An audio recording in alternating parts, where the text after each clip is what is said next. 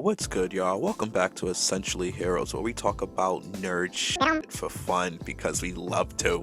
It's your boy Alejandro. Yep, it's just me, Alejandro. Yep, no Vic, no Etienne. We just chilling today. But I'm here today because it's the end of the year, and honestly, we cannot end this year without talking about Tokyo Revengers, which is one of the best animes to come out this year. I mean, if you haven't watched it, what are you doing? Go watch it. No, honestly, this anime is shaping up to, like I said, to be one of my favorites, and it's by author and manga artist Ken Wakoi, or Ken Wakai. I'm probably saying his name wrong. Do not judge me, okay? Tokyo Revengers is about a young man named Takamichi Hanagaki. After hearing about the death of his only girlfriend and her younger brother from a notorious gang called the Tokyo Manji Gang, aka Toman, Takamichi is suddenly thrown into the past, where he realizes he has the ability to time leap from the future to the past 12 years back. With the knowledge of his depressing future, Takamichi is able to move differently in his past, where he eventually meets the leaders of the Toman gang, including the number one head leader, Mikey, and his second in command, Draken.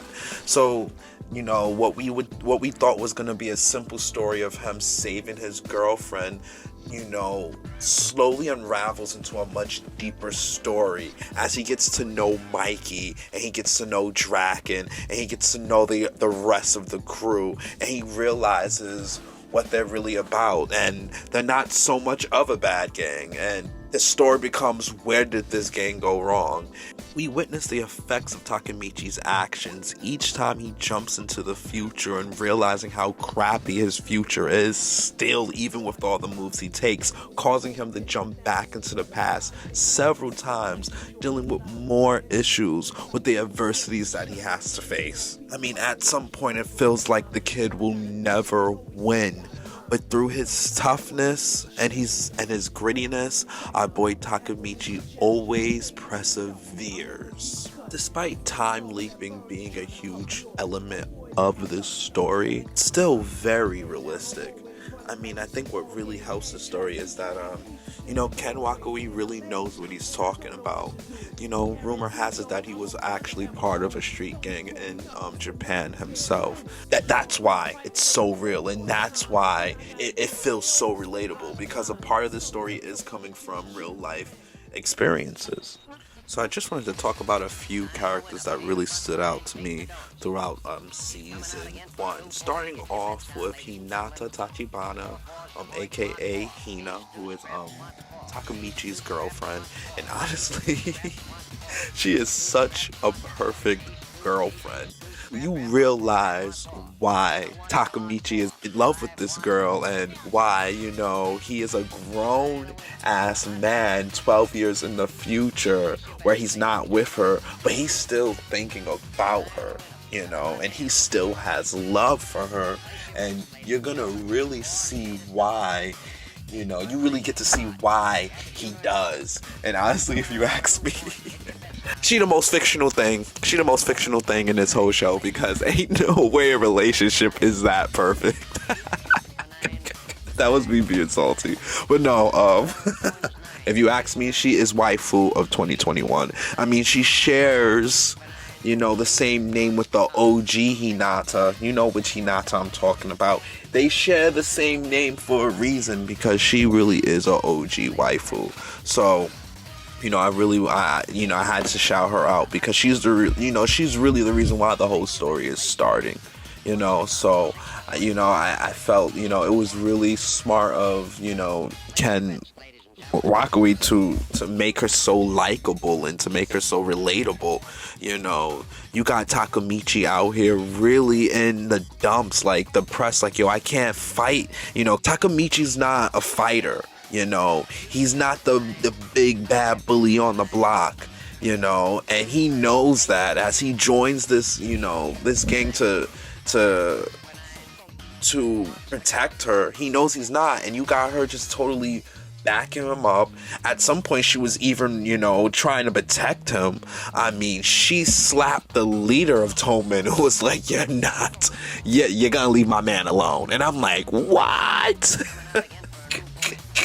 I was like, okay. So she's definitely not afraid to stick up for him. And like I said, Takamichi isn't a fighter and stuff, and he ain't this big dog, and she's just like, listen, even though you're not like that, I still, you're the one that I really like. And, that's just some real stuff, like that, well, I don't know if it's real. I mean, it is, but, it's real. Leave me alone. Anyway, no, shout out to Hina. Such a great girlfriend. Another character that really stood out to me from season 1 was Bonji. And for one, I'm just gonna say his hair was A1. Okay, being a fellow natural hair aficionado myself, I gotta say his hair was A1. When he threw his hair up in a ponytail, you knew was gonna get real. And honestly, he had a really interesting story arc. He was really willing to do anything to protect Toman, even if it meant leaving Toman and joining another gang and, just to get undercovers on the other ops that they got. Like, he really did that, and, he really stuck it out to the very end. After his story arc ended, his story ended, it really reminded us that, like, this is real shit, he was just one of the characters that really stood out to me in this first season. Another character that I really fucked with was Akun, Atoshi, aka Akun. I'm probably saying his name wrong. Leave me alone. But he was another character where he really got the story popping too, and honestly, Takamichi has a whole group of friends, but he's like the only one that really stood out, the only one that really seems to think differently from the rest of his friends that sort of think like a monolith. But Akun has some baggage, he's the one that basically pushing, Takamichi literally into the past, and him, discovering his actions, and like I said, you see sides of him out of desperation, like, bro, help me, take your ass back to the past and help me. And he really pushed that story. And honestly, Akun got on my nerves sometimes, but for what he did in this, like, for him again, he's another one of those characters that really, had got the gears cranking on this story, especially being that he's the one that literally got Takamichi to the past, which I technically still don't really completely understand, but Takamichi's time leaping abilities is that it's that simple and intricate at the same time. So we just accept it. For an anime or manga to be really interesting, you gotta have a main character that's really gonna carry the show on its back, on their back, or most of it. And Takamichi does a great job doing that. When we see Takamichi at first, we sort of see him as a yes man. Not really standing up for himself, not really doing much with his life, which is why he was oppressed when he was a grown man. He has a dead-end job. He has a boss that's younger than him. He really realizes that himself, like, I'm really just a yes man, and I'm really not, like, I'm not happy. And I think that's what I really like about Takamichi's character, is just how relatable, he is. We're all in the middle of a pandemic, feeling some type of way. Some of us are probably looking around us like, this isn't it. And that was, literally how, Takamichi was feeling when we first met him. And as we grow, as, we see him grow, we see him little by little take a stance for himself. He's like, listen, when he gets to the past, he's totally different. He's sticking up for himself. He's not getting bullied no more. He's not, like, letting people walk all over him. He's still getting fucked up, yeah. He can't really fight or anything, but he is not leaving his conviction. You know, he knows how grimy his future is, and he's going to do anything to make sure it doesn't get there. So if that means taking a few punches, you know, joining a gang, pressing or other motherfuckers when you know you can't beat them up, then so be it. He's going to do that. I'm always drawn to like the emotional aspects of certain characters, you know, which it was another reason why you know, ReZero grew on me. You know, and the reason why Takamichi grew on me, because you see these characters completely break down, like have ego death and recover from that. And we see Takamichi have ego death several times, and he recovers from it. Another character I want to mention is Draken. He is basically the second in command of Toman, and honestly, he's one of my favorite characters. He's like a gentle giant, but not really gentle, because he's still shit up. He's the one that speaks sense, you know. Like before he throws hands, he's gonna really speak sense. Like he's talking sense into Mikey, and we're gonna talk about Mikey. He really grew on me. I am going to say I won't get into too much of the manga. My ultimate favorite character of this season has to be Mikey, who is the head honcho, the big kahuna of Toman. And, you know, Takamichi's story is going to entice you. Takamichi's story is going to get your attention. But Mikey's story is going to keep you there. Because it's when Mikey, you know, joins in with Draken. When these two they joined in, I would say the second episode or the third episode. But when they joined in, that's when I knew, okay, I'm sticking to this show. Because their characters were just that real. Like, you know, I love their introduction. How Mikey has had one of my favorite introductions for an anime character. You know, what I love about Mikey is he is the leader. He's the shortest. He's not the most muscular looking, but you will realize why he's the leader. Like, because that's what you think, like, really, this motherfucker? But you realize why he is the leader and why he's running it. He is the character that's really the main character, but not really the main character.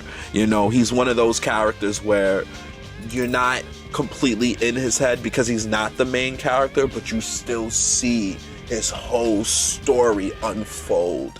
You know, and with Mikey, you see all sides of Mikey. You see how confident he is. You see how fucking badass, cold-blooded he is. And you see how worried and scared he is. And, you know, how ambitious he is. And like I said, Mikey, he's really turned out to be just one of my favorite characters. He has a really dark side. And, you know, I started reading the manga, like I said, and we really explore that dark side of him. The anime opened us up to it, but in the manga we really explore it, and honestly I can't wait till it's animated. Honorable mentions for this, I would have to say, like a few other characters I want to mention is Nato, who is Hinata's younger brother. He gives Takamichi the ability, or one of the people that give him the abilities, to leap back into the past and back into the future.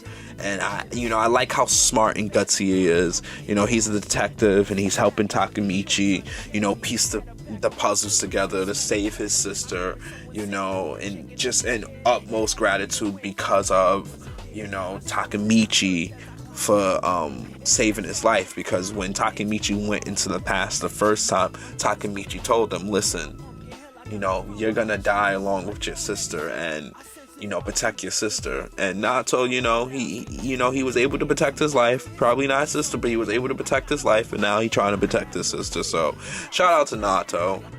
Takashi, because Takashi, you know, he he's one of the other members. He's like one of my other favorite members of Toman, and you know, because he's the fashion designer. Okay, so he's the one that's making all these jackets. These, you know, making all of Toman look lit, and he also is always calm and collective and still kicking ass. I thought he was gonna die because he's surviving injuries other characters died by. I don't know how, but hey, you know, that's what he did. That's pretty much it, y'all. How it's really about, you know, cherishing your bonds and stuff, and that's really what this whole anime is about. You know, most of these characters have bonds that they truly cherish. With Mikey's story, necessarily we witness what it really means, what happens when you lose the things that you cherish, your anchors, and what happens, you know, only expressing how important those bonds and those anchors that you have in your life are. And that's really what I appreciate about Tokyo Revengers, because I'm from the Bronx, you know. I grew up in the streets, and you know, I have my anchors, I have my friendships that I cherish, that I would personally really do anything for to really keep them, and you know, just relationships that have always kept me grounded in this life. So yeah, shout out to Tokyo Revengers for really doing that. Honestly, season 1 was absolutely amazing. In the middle of season 1, I hopped on the manga. At some point, I was reading and watching at the same time, and I don't do that a lot. But honestly, it's like, you know, you get something different. When you read it, you find more information, and you watch it, you get a different experience too. You know, that's how I knew I really liked this anime. So honestly, if you ask me, definitely looking like anime of the year for me, personally. Okay, and yeah. Before if you watch this video for this long, don't forget to like, subscribe, and ring that bell button, okay? And in the comments, let's talk about it. Who are your favorite characters? You know, what character stood up to you? Who was your favorite gang? Because, you know, we do talk about other gangs in this anime as well. What are you looking forward to in season 2? And yeah, because I'm pretty sure season 2 got confirmed. The manga sales for this have totally like went out of the skies. You know, as soon as this anime came out, it really took, you know, the manga and the anime world by storm. At least in Japan it did. I know there's not a lot of people talking about it here in America, but in Japan it really did take off. And I believe season 2 was already confirmed. So yeah, guys, tell me what you're looking forward to. Tell me who's your favorite character, and you know, who characters that you didn't like. I forgot to talk about Kazuki, who's also a really good villain, and you know, he's a character of mystery as well. Yeah, but yeah, anyway, y'all, this is Alejandro, and I'm out. Peace.